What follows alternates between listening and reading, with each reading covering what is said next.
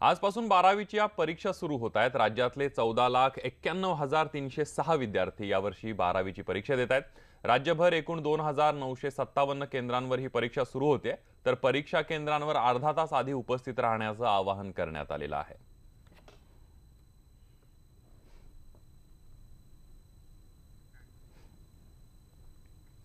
तर सैराट फेम आर्ची म्हणजेच रिंकू राजगुरू यंदा 12वीची परीक्षा देणार आहे। टेंभुर्णी इथल्या महाविद्यालयातल्या परीक्षा केंद्रातून ही परीक्षा देणार आहे।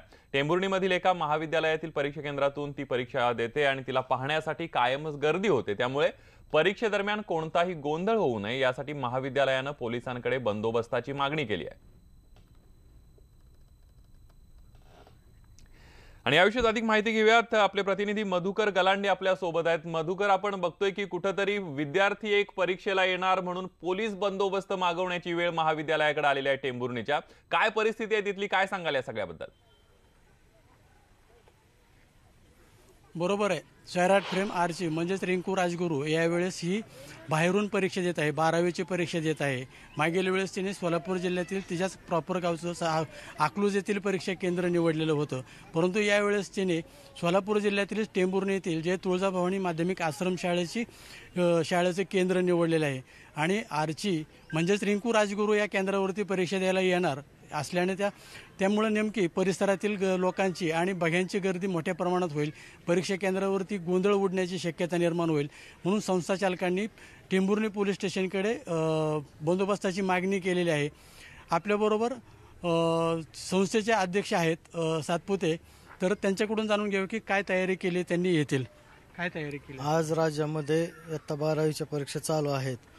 या शाळेतून रिंकू राजगुरू उर्फ प्रेरणा राजगुरू ही या शाळेतून बहिस्थ विद्यार्थी म्हणून समाविष्ट झालेले आहे आणि या ठिकाणी तिचे चाहते भरपूर प्रमाणात येतील या दृष्टीने आम्ही सर्वतोपरीने परीक्षेचे म्हणजे नियोजन केलेलं आहे।